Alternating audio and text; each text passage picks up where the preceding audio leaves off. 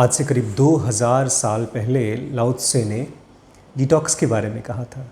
उस समय मोबाइल तो नहीं था, लेकिन फिर भी डिटॉक्स की बहुत इम्पोर्टेंस थी।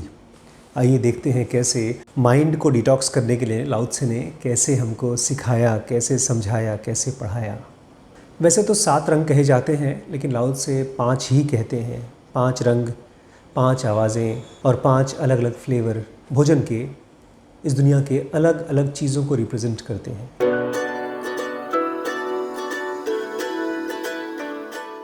ये पांचों की डिटेल में जाने की ज़रूरत नहीं है।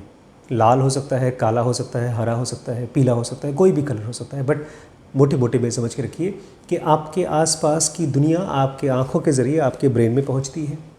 जब आप खाना खाने की कोशिश करते हैं, एक भोजन को खाते हैं, फिर उससे बोर हो जाते हैं, मीठे को खाते हैं, फिर नमकीन खाने का मन करता है, फिर खट्टा खाने का मन करता है, फिर कुछ तीखा खाने का मन करता है, तो अलग अलग फ्लेवर्स आपके ज़ुबान के थ्रू आपके बॉडी और आपके ब्रेन में पहुंचता है। और ऐसे ही अलग अलग बातें हम सुनना पसंद करते हैं। कभी हंसना पसंद करते हैं, कभी हमको गुस्से की बातें पसंद आती तभी हम करते हैं, तभी हम सुनते हैं।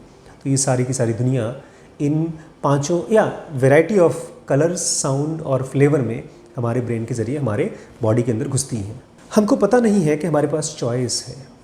इन पांचों, चाहे आँख के ज़रिए दुनिया को झेलना या खाना, जी हाँ, आँख के ज़रिए दुनिया को खाना, क्योंकि उसके ज़रिए आपकी माइंड, आपका ब्रेन भर जाता है। जब आप बहुत ज़्यादा बातें करते हैं, वैरायटी ऑफ बातें करते हैं, तो भी आपका ब्रेन भर जाता है। जब आप खाना खाते हैं, एक को छोड़कर दूसरा, दूसरे से तीसरा, तो आप धीमे धीमे इस फिज़िकल वर्ल्ड के अंदर फंसते जाते हैं। जब बहुत ज़्यादा इंडल्ज करते हैं, जब ध्यान रखिएगा, लाओ त्से हिंट कर रहे हैं कि आपके पास चॉइस है। आप चाहें तो इंडल्ज ना करें, आप चाहें तो कहीं और जा सकते हैं, अपने अंदर जा सकते हैं। तो जब बहुत ज़्यादा इंडल्ज करते हैं तो 4 चीज़ें होती हैं हमारे ब्रेन के साथ या हमारे माइंड के साथ। Fatigue, numbness, boredom, apathy. Fatigue मतलब थकावट, बहुत ज़्यादा ब्रेन यूज़ हो जाता है। गाड़ियों को रोड पर चलाइए तो गाड़ियाँ भी थकती हैं, हमारे आँख, हमारा ब्रेन थकता है। नमनेस, जब थक कर चूर हो जाता है तो हमारा माइंड, हमारा ब्रेन गिव अप कर देता है, मतलब अब काम नहीं करूँगा। और इसी की वजह से निकल के आता है कोई ऐसी चीज़ जिसको हम बोर्डम बोलते हैं। देखा है आपने? आपको लगता है हम बोर हो गए हैं इसलिए हम कुछ और करना चाहते हैं, बल्कि उल्टा हो गया है। क्योंकि आप ढेर सारी चीज़ें कर रहे हैं इसलिए आप बोर हो रहे हैं। और लास्ट में आता है एपैथी। एपैथी मतलब आपके बॉडी और आपके माइंड की सेंसिटिविटी ख़त्म हो जाती है आपके आसपास की दुनिया के प्रति, लोगों के प्रति, लाइफ की सिचुएशन के प्रति, और सबसे इम्पॉर्टेंट टीचिंग्स के प्रति। क्योंकि लाइफ आपको चीज़ें सिखाना चाहती है, मिस्टिकल चीज़ें सिखाना चाहती है, सीक्रेट सिखाना चाहती है, लेकिन आपका ब्रेन थका हुआ है, कमज़ोर है। लाओ त्से के पास उतनी एंटरटेनमेंट नहीं थी।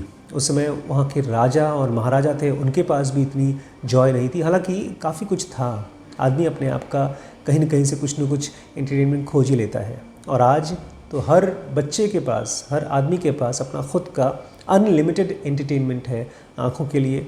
उसके बाद वो चैट कर सकता है, वो कमेंट्स कर सकता है, और उसके बाद भोजन की भी आज जो मात्रा है वो असीम है।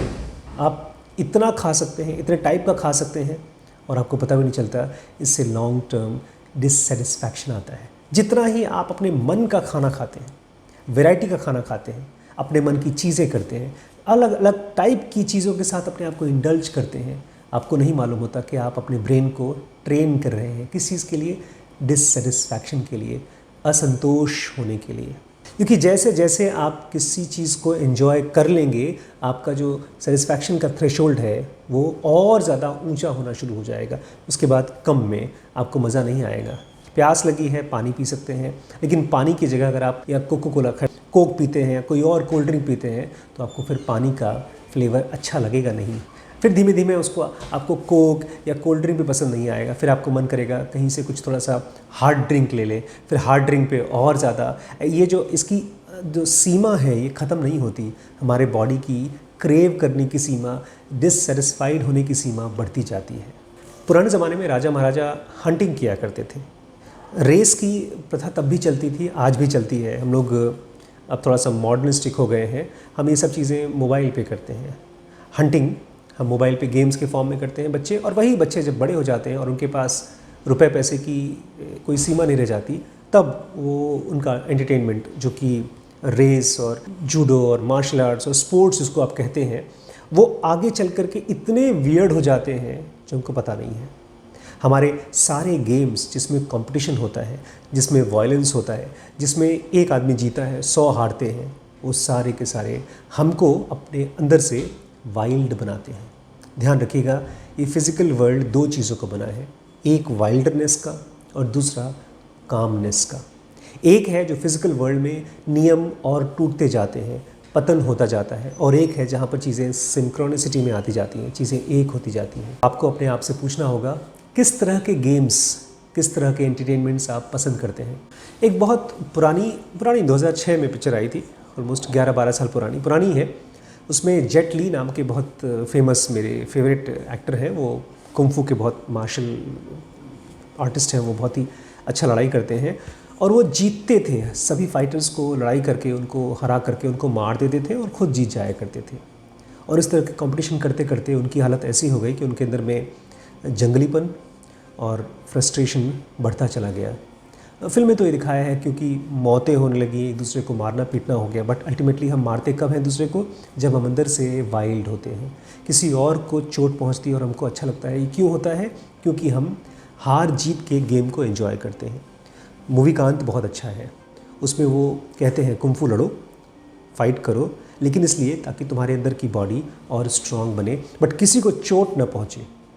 एनीवेज, तो लाओ त्से कहते हैं कि जब भी आप हंटिंग या रेसिंग, तो हंटिंग या रेसिंग केवल हंटिंग रेसिंग नहीं है, यहाँ पर हर उस तरह के गेम जिसमें कि कोई वायलेंस इन्वॉल्व है, हार जीत इन्वॉल्व है, कंपटीशन इन्वॉल्व है, वो आपके अंदर का वाइल्डनेस, जंगलीपन इवॉल्व करेगा। वो आपके अंदर के डिवाइन फ्रैगमेंट के, आपके अंदर के गॉड को नहीं जगाएगा।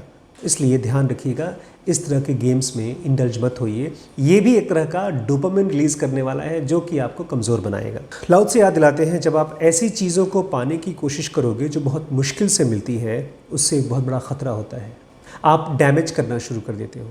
आप अपनी लाइफ को तो डैमेज करते ही करते हो, सामने वाले की भी लाइफ को डैमेज करने को रेडी हो जाते हो, क्योंकि तब आपके लिए वो सामान बहुत इंपॉर्टेंट होता है। देखा नहीं है आपने, लोग तख्त जीतने के लिए जान ले लेते हैं, लोग हीरे जवाहरात पाने के लिए इंसानों को मार डालते हैं।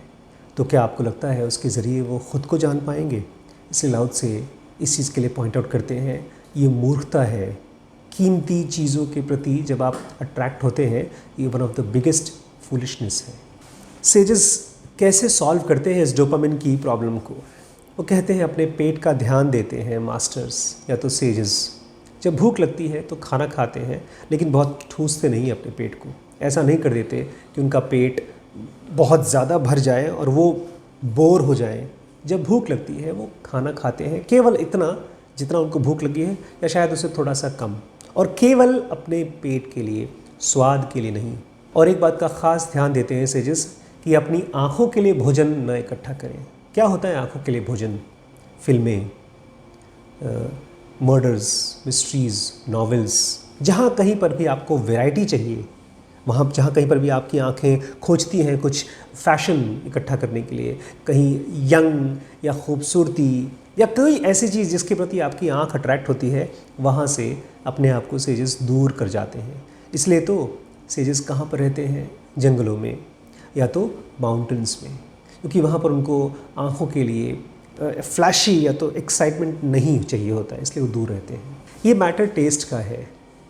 अगर आप मिर्च खाएंगे तो और मिर्च खाने का मन करेगा, खट्टा खाएंगे तो और खट्टा खाने का मन करेगा, लेकिन वो और फिर जो कम मात्रा की खट्टा होता है वो पसंद नहीं आएगा।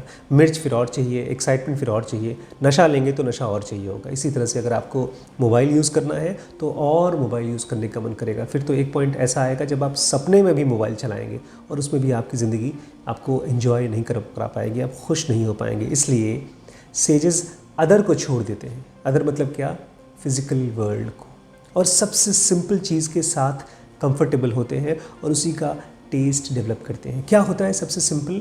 सबसे सिंपल है हमारा स्टेट, हमारा अंदर का पीस, हमारे अंदर का साइलेंस, हमारे अंदर का वो प्रेजेंस जिसके अंदर में बहुत एक्साइटमेंट नहीं है, लेकिन वो कंप्लीटनेस है, वही सेल्फ है। मास्टर कहते हैं कि सेजेस ताओ के पास आकर के ताओ के टेस्ट को अपने अंदर में डेवलप होने देते हैं। ये कैसे पॉसिबल हो पाता है? जब वो अदर को छोड़ते हैं। फिज़िकल वर्ल्ड को छोड़ते हैं। फिज़िकल वर्ल्ड को ऐसे समझ के चलिए जैसे कोई दिवाली की फुलझड़ी, बहुत ज़्यादा चमकीले रंग होते हैं फिर ख़त्म हो जाते हैं। लेकिन अगर आपको उन्हीं की आदत पड़ी है, चकाचौंध की आदत पड़ी है, तो आप कभी भी शांत नहीं रह पाएंगे। हम लोग अमीर बनना चाहते हैं, हम लोग ढेर सारा एन्जॉयमेंट चाहते हैं, हम बड़ी बड़ी फैमिली चाहते हैं, हम बहुत फेमस होना चाहते हैं, हम बहुत पावरफुल होना चाहते हैं। ये सब का सब केवल फिज़िकल वर्ल्ड के खेल है। जैसे वीडियो गेम में बच्चे खेलते हैं, ऐसे ही फिज़िकल वर्ल्ड में हम खेल खेल रहे हैं। कोई हार रहा है, कोई जीत रहा है, कोई हारने पर रो रहा है, कोई जीतने पर खुश हो रहा है। सेजेस इन सब से अलग हट करके अंदर के प्रेजेंस के साथ कंफर्टेबल रहते हैं, और चूँकि वो अंदर रहते हैं इसलिए उनको कोई कभी डिस्टर्ब नहीं कर पाता। उनको डोपामिन रिलीज़ ही नहीं होता है, क्योंकि वो अपने अंदर रहते हैं और सारे केमिकल्स के बियॉन्ड रहते हैं। इसलिए अगर परमानेंट सोल्यूशन चाहिए, आपको डोपामिन डिटॉक्स परमानेंट चाहिए, तो आपको एक सेज बनना होगा, एक साधु बनना होगा। यही इशारा है लाओ त्से का। नमस्कार।